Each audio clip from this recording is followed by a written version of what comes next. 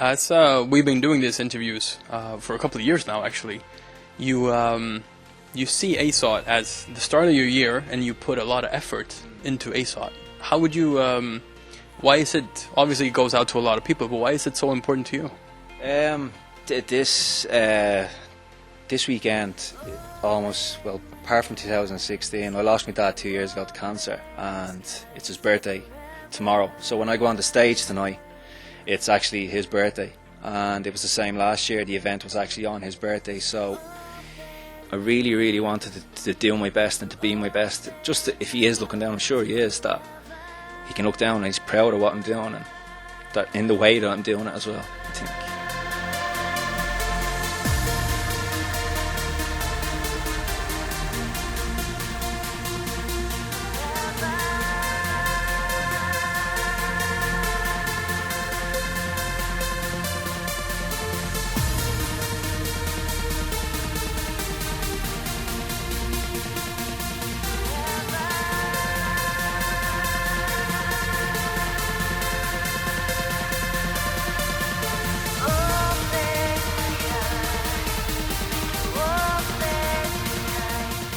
My name is Viktor Kidson, and I'm here in Amsterdam for A State of Trance 850, and I'm with Bryan Kearney. How are you doing today? Good, man. Very excited for later on, and it's good to be back to do possibly my only interview this year, so it's good to be back to speak to you again. Yeah, your only interview for this year? Yeah, well, to be honest, I'm not really into doing interviews. It's always sort of the same sort of answers and the same sort of, so how did you get into it? What are you into? When did you start DJing? It's the same answers regurgitated the whole time. I think when I speak to you, we can go a little bit deeper, and rather than it being an interview, it's more of a conversation between the two of us. So I'm looking forward to seeing what comes out today. So am I. So am I. We met a year ago, actually, at A State of Trance 800. Yeah. How you been? I've been good, man. Working hard. I think I had a solid year last year. I was happy with how everything went. I'm really happy with how this year has started already. My studio, my first proper studio, was finally finished its construction in January. So I've already made about 4 tracks out of that studio in the space of, I started them but then took them in, and so over the past maybe 2 months I finished 4 or 5 tracks. So I'm happy with my productivity. I'm happy with what I'm doing on a daily basis, so I'm in a good place at the moment, yeah. Last year you just finished all over again, right before A State of Trance. How do you look at the track right now, a year later? I'm very proud with what it achieved. I'm not going to lie, I was a little bit down and a little bit disappointed that it didn't get Tune of the Year, but to be honest, I was expecting Gareth's track to get #1 because I had such it was released before my track and people knew what it sort of was, and it was released on a massive label like Monster Cat, and it was obviously it was used as a frontage for a bullying campaign, and it's a great track as well. So I always knew it was going to be difficult to get it, but at the same time I was really appreciative of it getting voted into second place out of every single other track that was voted in last year. So, but it's not something I'm dwelling on. I'm not going to live off how well it did. I have another vocal track ready for tonight, so all over again as last year. The new track is this year, so I'm excited to play all my new music tonight alongside the new vocal track.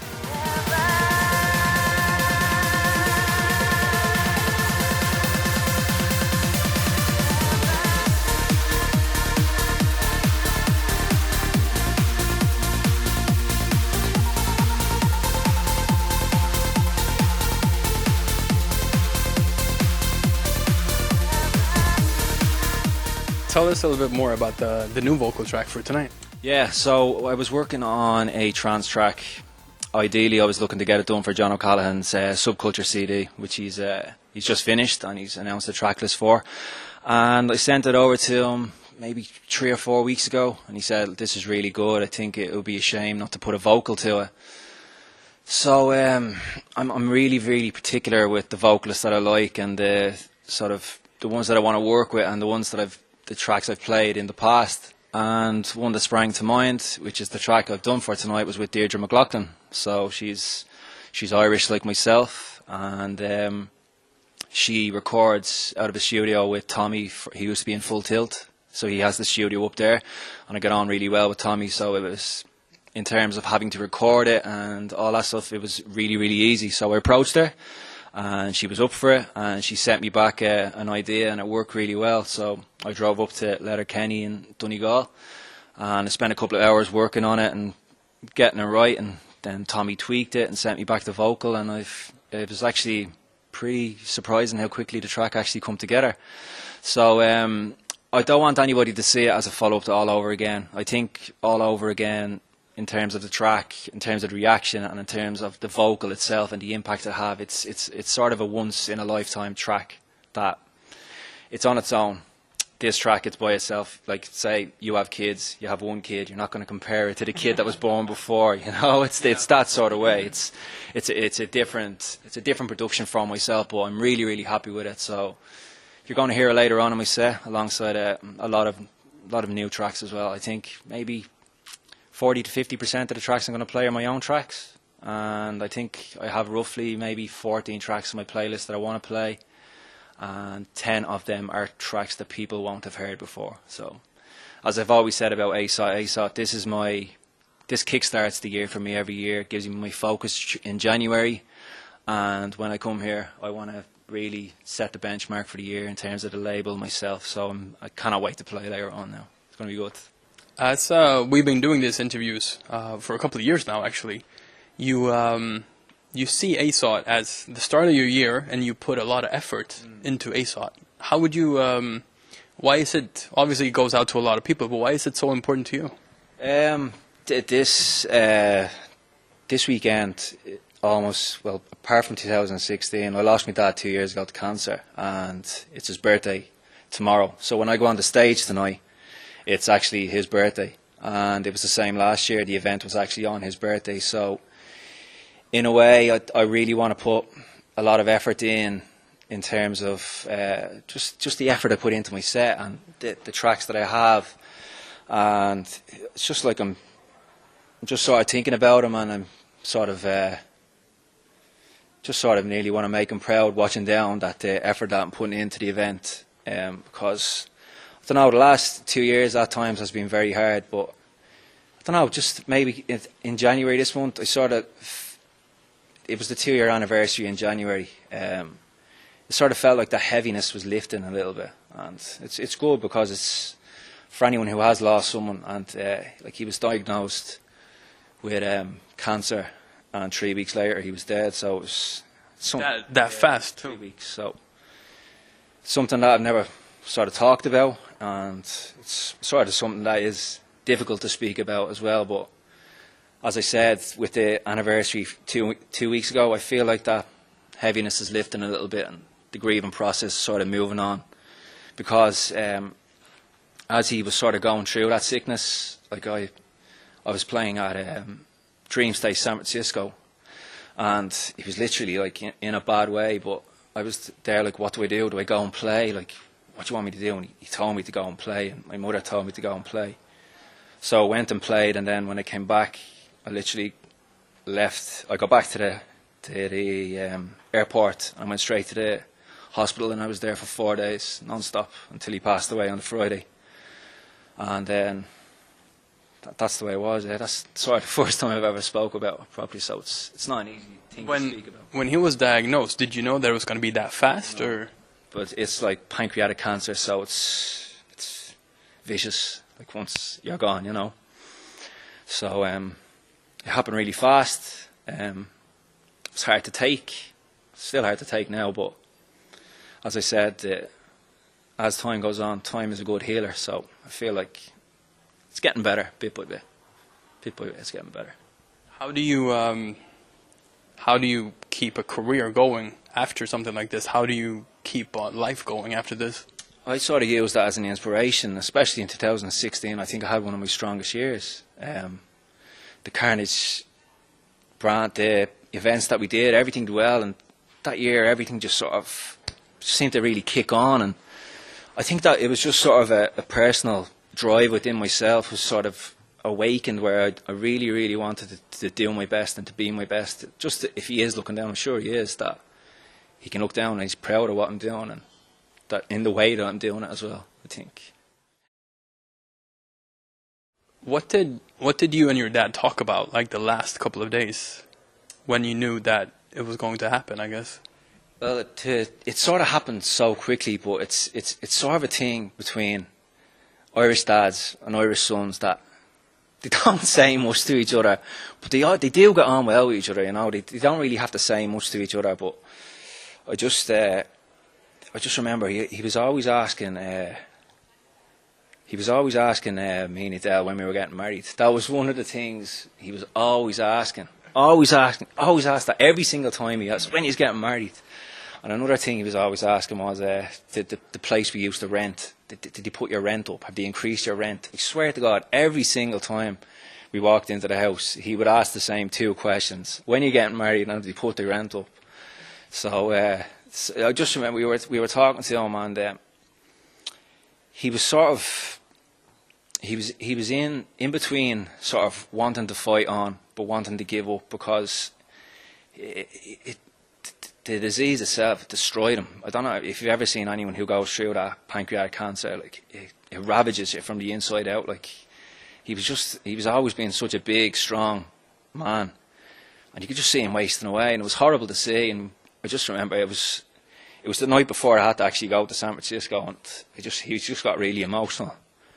And we sort of just said goodbye, and that was sort of the last time we really spoke. But what can you do? How much did he mean to you? A lot. A lot.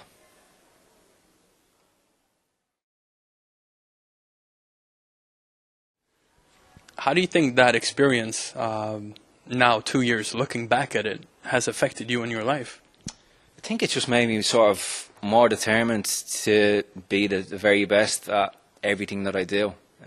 Life is precious, and it can be gone like that. So just don't be a dickhead. Just be a good person and work hard. I think if you live by that sort of motto, I think you'll be okay with everything you do. Yeah, definitely. That's the way to do it. What I like about you as a producer is the diversity. We talked about it a little bit before the interview as well. But how do you look at your own productions and the diversity in the music? To be honest, at the moment, I do not really listen to much music other than when I'm working. What does that mean? Your own music or other people's music? Other people's music. It's just, in the last while, I'm sort of more focused on what I'm doing. Like I'd still like listening to music and that, but when I'm making music now, I sort of just go into the studio and I'll have an idea and I'll work on it. And it doesn't necessarily have to be trance. It doesn't have to be anything else. But when I do listen to music, it doesn't tend to be trance. I know the music that I like. And when I'm making music and when I'm making melodies, I tend to take my inspiration from non-trance music. So maybe I'll listen to maybe pop music or whatever, songs that have really good melodies or stuff like that, and you can take ideas from that, take that idea and transport it into your own track. And the sound that I'm really liking and that I have liked over the last 12 months is sort of the Adam Beyer, fellow Swede like yourself, that sort of techno sound. So that sort of groove. So that's where I am musically right now in terms of the sort of music that I want to make. So if I go into the studio, I can literally just sit down and see what happens. I don't really go in and say, right, I'm going to make trance today, I'm going to make that. But I am quite open-minded when it comes to making music, and I have quite a diverse range of how I can make it. I just don't want to make trance with an offbeat bass line and melodies and all the time. I like to mix it up, because at the same time then, because I don't make many, say, like big room uplifting anthems, it means the ones that I do make are going to have a lot of attention, because they're going to be the only ones that I will make in that 12-month period. So I'll maybe only make another couple this year, but you have to think of it as well. I have the Key 4050 project with John, which is taking a lot of productions as well, and then I have my Kearney techno alias, which is I have 3 new tracks to play tonight for the first time. So I've a lot of stuff going on. And as I said, when I go into the studio, it can change from day to day from whatever I want to work on. You started out as a clubber, right? Yeah. And you kind of make music from a clubber's perspective. Yeah. I've seen in a previous interview as well. How would you evolve on that? Well, I think it comes down to simplicity. If I know from when I used to go out clubbing, and I know now from DJing and the experience that I have gained from being a producer and from being a DJ over the past, say, 15 years, is that simplicity works best. A kick and a bass line gets the best reaction from a crowd. A good melody will get a good reaction from a crowd. So that is the most important thing to focus on.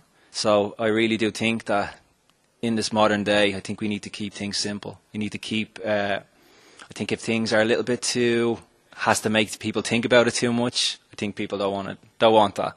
But at the same time, you need to have the little intricate parts of a song that maybe you might notice, or the little hidden melodies or other parts that are hidden in the background. But as I said, I'm repeating myself now, but simplicity is the key, I think, to modern day production skills, definitely. We're going to go deeper into 40/50 a little bit as well. But yeah, I guess you get to do a lot more events now as a DJ compared to when you were a clubber, right? Yeah, definitely. Well, I haven't gone clubbing in a long time. I actually couldn't remember. I actually just prefer, if I'm away, or when I'm not away, I prefer my weekends off now is just to chill out and just relax and not drink and just take it easy. That's where I'm now. I'm keeping fit and training and sort of have my personal life here, and then I have my business and my work life here. I have a happy medium between the two, so it's working really well at the moment. Is DJing all over the world what you thought it would be? At the beginning, it has that novelty, but that novelty very quickly wears off. Don't get me wrong, I really still enjoy it. I appreciate what I have. I don't think I'm lucky, because if I'm insinuating that I'm lucky, it means that it's all falling onto my lap and it's all magically happened for me. I've worked hard to get to where I am, and I continue to work hard, and I have a good attitude, and I try to be a decent person and to have a good respect for the people who are coming to see me, and that's how I have always been. So I've worked hard to sort of get to where I want to get, but I think people have this sort of magical idea of how DJing is. It's, you do this, you fly here, and you're seeing all these places. But the vast majority of the times, you're flying in, you're tired, you're jet lagged, you get a couple of hours sleep, you have to play, you play your set, you get a couple of hours sleep, and you fly home. And to be honest, sometimes it hasn't really happened now for a while, but it's to make that transition back into your normal life. When you come back, you mean? When you come back, it can be quite difficult. The only really time it's happened for me in the past, in a long time, was after when we did the Key 40/50 first performance at Dream State last year.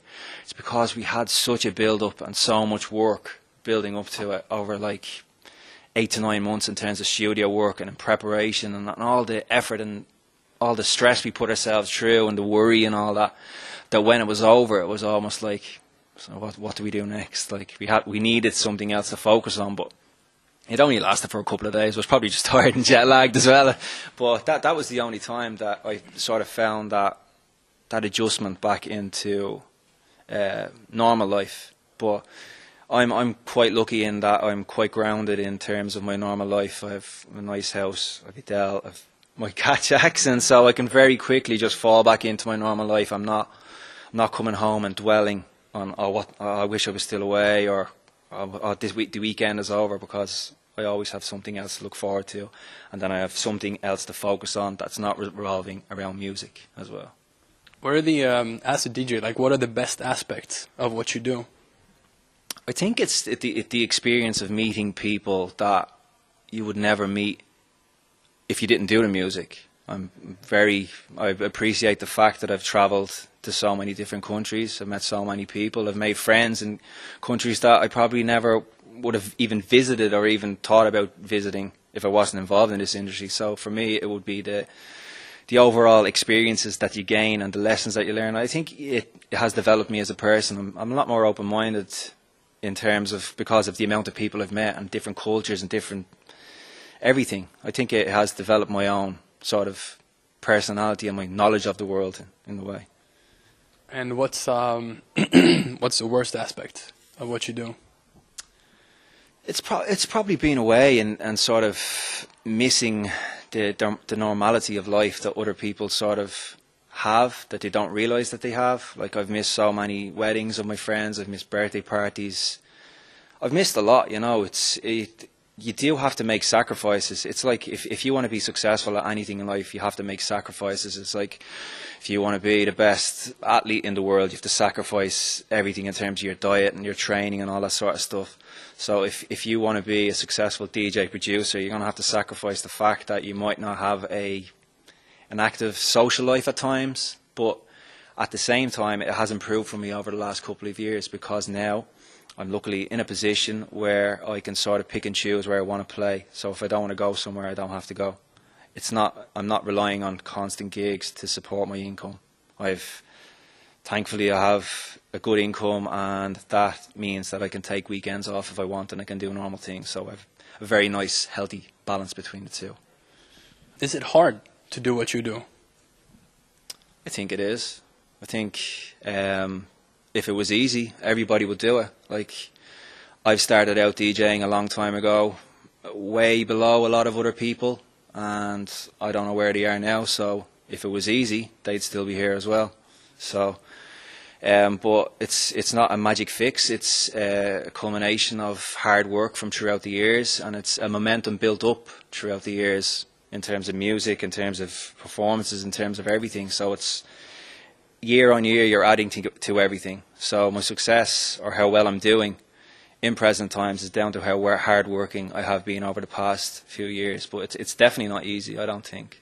It's not easy to make good music, and it's especially difficult to make easy music that really works well for people. Like, a simple track is very difficult to make, if that makes sense. It's almost like a paradox. But to answer your question in a short answer, no, it's not easy. I don't think it's easy. Definitely not. Why do you do it? I do it because I have a love for the music, and I have worked in normal jobs and I've hated it, and I spent every day wanting to go home, not wanting to be there, wanting to be somewhere else. And now and in the past few years, the days fly by for me. I go into the studio, I'm working, I'm always working when I have to work, and the days fly by. It's gone like that. It's 5 o'clock before you know. We spoke about this before. You know what happens at 5 o'clock? The day is over. So in terms of why I do it, I suppose it's sort of to make a difference to myself, to make an impact, and to sort of leave a lasting impression that when I do stop or when I do finish, I can say to myself that I had a true love for something, and I went for it, and I gave my very best, and people enjoyed what I did. So I think it's as simple as that, really, to be honest. Has the thought of stopping ever seriously crossed your mind, or are you just rolling on right now like a train? Well, I'm definitely starting to think about my future a lot more. Like in the last year or so, I've started a pension. I'm starting to think about this. I'm starting to think about I don't want to be 50 and still traveling around the world and DJing and missing out on other things. But the thought of it does scare me, because, to be honest, I've no idea what I'm going to do when this all ends. Could I possibly move into management? Could I move into another section of the dance industry? Could I take my knowledge and what I've learned through my experiences and help other people out? But I really, really do not know, to be honest. And the thought of it does scare me quite a bit. But at the same time, I don't want to look too far forward, and I'm just focusing on what's happening now, how I can make it good, how I can make this year good, and how I can keep on building and sort of keep on creating for myself and for my future. Traveling as much as you do and going back and forth from different places, how do you keep your feet on the ground? In terms of in terms of being in, how do you switch to be home when you come back home? Is that easy or is that hard? We talked about Key 4050 as well, but yeah. What I do is I literally I throw myself back into it. If I come home from Australia, or if I come home from South America or something, and if I get home first thing in the morning, the first thing I'll go to the gym. I don't care how tired I am, how jet lagged I am. I'm not the person that is going to go into bed and go to sleep. I couldn't even tell you the last time I had a lie-in or stayed in bed late, or it's just something that I don't do. So I think the best way that works for me in terms of adjusting back is just to go back to your normal routine straight away and sort of get back into it. Don't dwell on what's happened over the past week, what you've experienced, all that stuff. Just leave it all behind and get back to normal. What does your schedule look like? Do you play every weekend, or do you travel every weekend? Or I've actually had the past 2 weekends off, and I was only playing for 2 weekends in January. So I was in Dallas and I was in El Paso in the second week of January, and then I was just in Manchester in the last weekend. So I specifically did that with tonight and with this gig of mine, so that I can focus on making music. And I sort of used January as sort of a detox. Well, not a detox, because I still had some drinks and I still ate my food and ate whatever I wanted to eat. But it's sort of a detox instead of right, it's time for a new year. Let's get the head down. Let's get some music made, and sort of just going to bed at the same time every night, not having to go anywhere and all that sort of stuff. So it worked pretty well. So the best way for me is just to straight back into it. Best way. so is it like a mind detox to recharge for the new year, for everything? Because I was speaking about this already. At the start of the year, I decided to give up social media. So I haven't been on Facebook or Twitter this year. Because remember I spoke to you last year. Remember I started it sort of in mid 2016, where I didn't check my timeline or my Facebook newsfeed. So I took it on a step further, and I have Robbie, who helps me out with all my social media. He does everything. So anybody who's sending me any sort of messages, I'm sorry, I don't read it. For me, it just works out a lot better. I'm a lot clearer.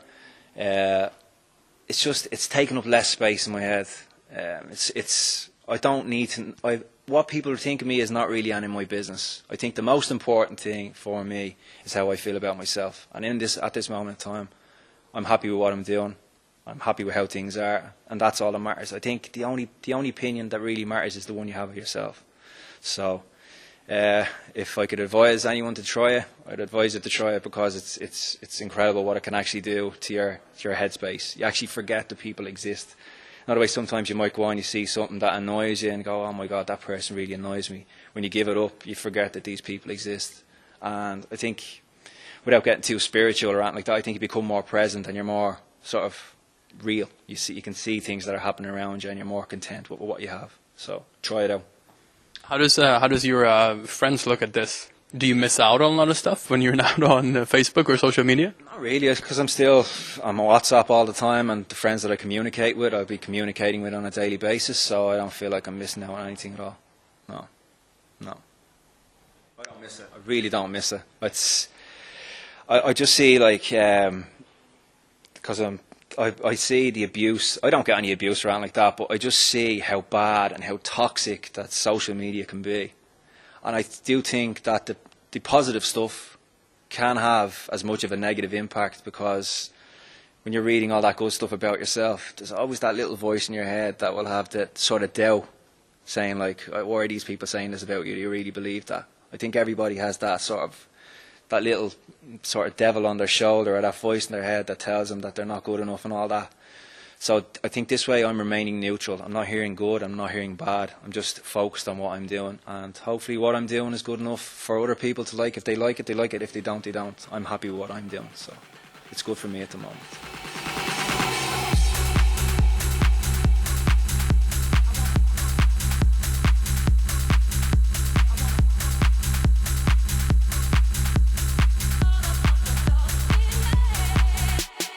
So I'm doing A State of Trance today, right? And then I have a couple of weeks off until the next one. So I can really take everything in. What is it like for you to play as much as you do? This was something we actually did in the Music First office last year, because we were talking about the year we had and where we played. And I actually had to get a sheet of paper out, had to get my agenda, and actually look through where I had been. And I couldn't actually believe the amount of places that I was, and some of the shows that I did almost in consecutive weeks. It was like all the moments had almost just merged into one. And I suppose that's quite a positive thing, that I had so many positive and amazing moments over the past 12 months that they sort of all merged into one. I didn't really have that many negative experiences in terms of where I played or in terms of my shows. Like take for example, from almost the end of February to the end of March last year, I did A State of Trance, and then I did Dream State London. Following week I went to Bangkok for Transmission. Following weekend I went to Buenos Aires and did Become One, and I did 6 hours at Groove. I think if some people experienced even one of those in their lifetime, they'd be buzzing, you know, that way. So like all of those almost just merged into one. It's crazy that I had to nearly go back and check where I was to see what actually happened. So as I said, I'm very, very grateful for moments like that, but at the same time I'm very, very happy that the work that I'm putting in is giving me the opportunities to go and do these type of shows.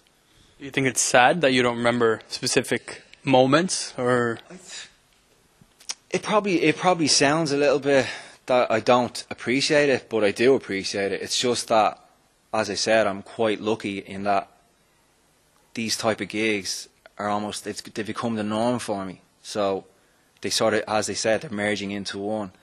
But it's just that, as I said to you, I'm not someone that's going home, sitting down and dwelling on the fact that these gigs are over, or that I've done them, or I wish I was playing there this weekend, because I know that another one is going to happen this year. So there's no reason for me to dwell on it. So I think the reason why is because I don't dwell on it, because I know that I have a very prosperous and bright future in terms of gigs and that. So there's no need for me to dwell on it. So I'm trying to stay present and sort of look to the future rather than look back. So maybe that's why I sort of become a little bit forgetful about these things, yeah. Why do you think you have reached this level that you're at right now? I don't know. I think it's sort of just hard work, and I know we've been doing these interview conversations for a few years, and the music that I'm into and the sort of sound, it's still the same. But when we started out doing our interviews, the music that I was into, it wasn't necessarily the in thing or the big sound, wasn't it? It was more of a progressive EDM, trousey sort of sound. So as that sort of sound made a resurgence, with me being the person that was always playing those tracks and having a really good label and having solid tracks over the past few years, I think that sort of kept me up there with everyone else. So I think that's probably the main reason. Maybe, I don't know. It's hard for me to answer that. It's sort of difficult to see how you are doing. It's always easier for someone else to see how you were doing. So that could be maybe easier for you to answer rather than me, because I'm so involved in what I'm doing, and I'm sort of always working on other stuff to sort of look back and understand why it's happened. I sort of just have faith in what is happening and how it has happened and why it has happened, and sort of I don't look to question it too much, you know. What's the biggest mistake you've ever made in your career?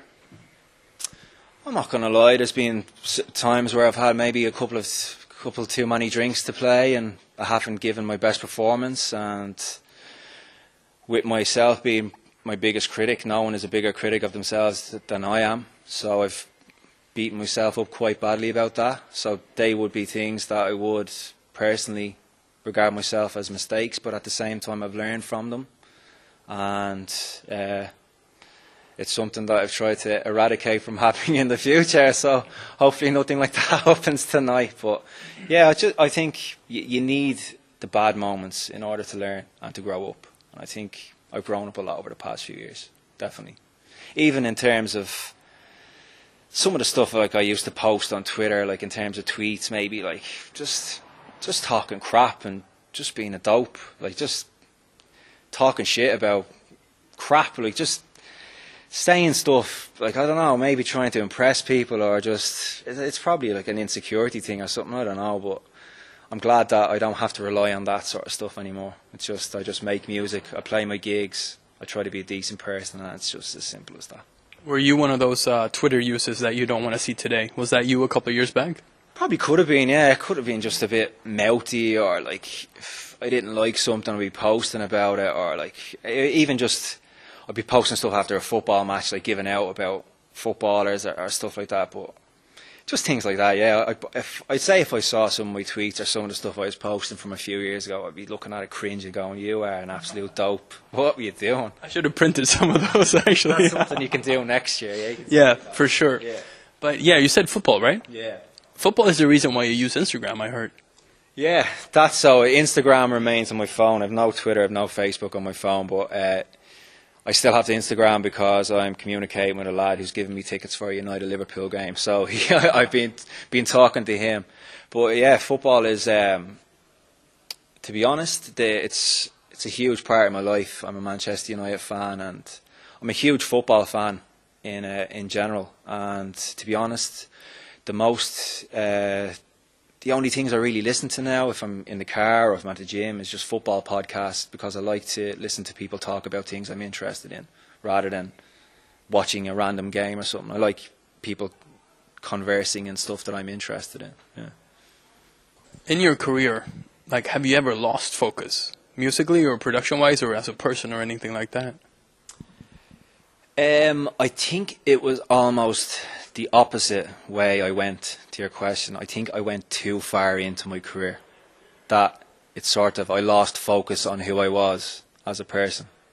So like, I would be spending every single minute of every day trying to progress myself as a DJ, as a producer, online presence, all that sort of stuff, networking, all that sort of crack. And then, to be perfectly honest, I sort of lost track with who I was as a person. It was almost nearly an identity crisis. So that would have been, let me see, roughly maybe 2 years, maybe from around 2009 to roughly 2011. So it probably coincided with the time where I finished working in my normal job and was making the transition into sort of turning my hobby and my pastime into a career that was going to support me in life. So, but as the time went on, I started to move away from having to think that I needed to put all this time and focus. Like, I still give my full attention and my focus into what I do, and I still love what I do, but my whole life isn't revolving around what I need to be or who I need to be as a DJ and what I need to be doing on a daily basis. I think the fact that I have a stable home life and all that stuff, it works to my advantage in that my personal and professional lives have that happy balance. So I always come back to this word balance and this happy medium between the two, because when the two of them are working together, I think you're going to be happy in your work and you're going to be happy in your home life. So once I have that happy medium, I can keep that going. That's good enough for me. I don't want to go back to those dark days of having to sort of feel like I needed to network or I needed to constantly be doing something to sort of develop the Bryan Kearney DJ producer, whoever, that sort of online presence or whatever has to be. Yeah. What do you think would have happened if let's go back 5 years or something. What do you think would have happened if you didn't reach another higher level, and if you would have been still fighting to be able to reach? Because now, I don't know how many times you played ASOT, but you're becoming a regular here, so you're at a pretty good level, to say at least. What do you think would have happened if you didn't reach this level? I don't know. I would have kept working, because, to be honest, I think I would have still got here. I think I'm a very determined person, and when I set my mind to something, I'm gonna get it. So I think I probably still would have ended up on the same path. It might have been a little bit more difficult, but for me, failure isn't an option when it comes to stuff like this. If I want to achieve something, I'm going to do my very best, and I'm going to give everything I possibly can to getting to where I need to be. Red alert!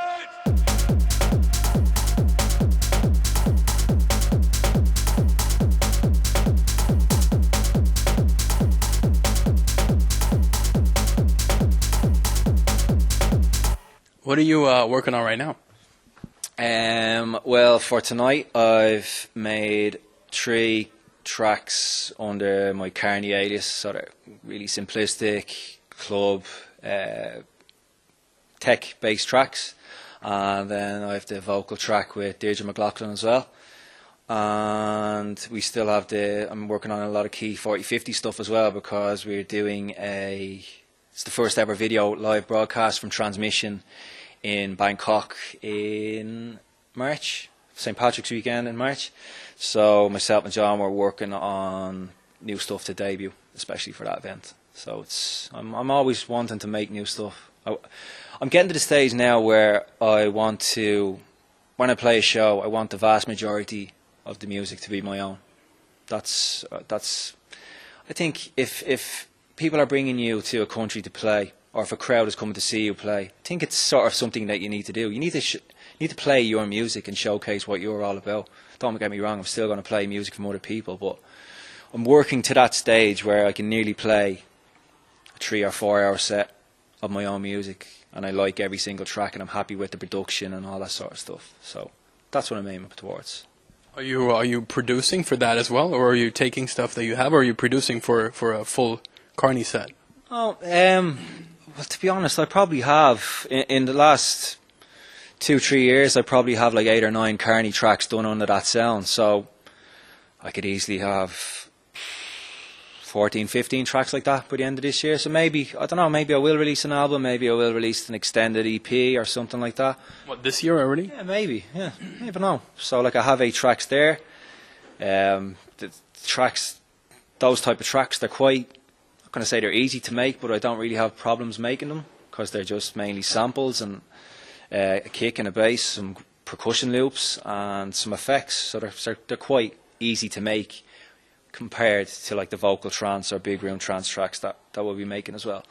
So maybe, yeah, maybe. I think you're after maybe just putting an idea in my head to maybe do an album this year. It's something that could happen.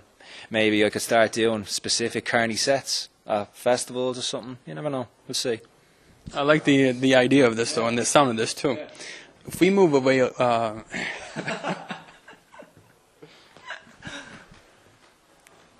if we move away a little bit from music, you've actually had a couple of big milestones in your personal life as well. How would you explain those?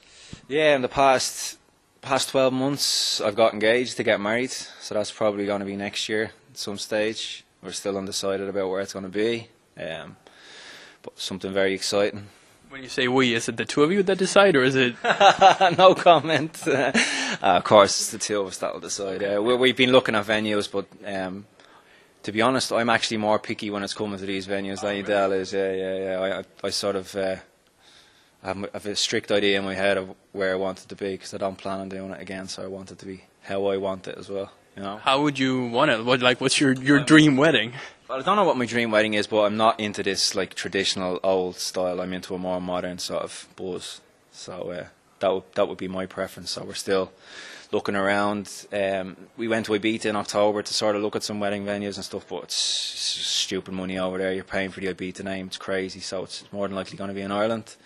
And we also moved into our own house over the past 12 months as well. So the past 12 months is too.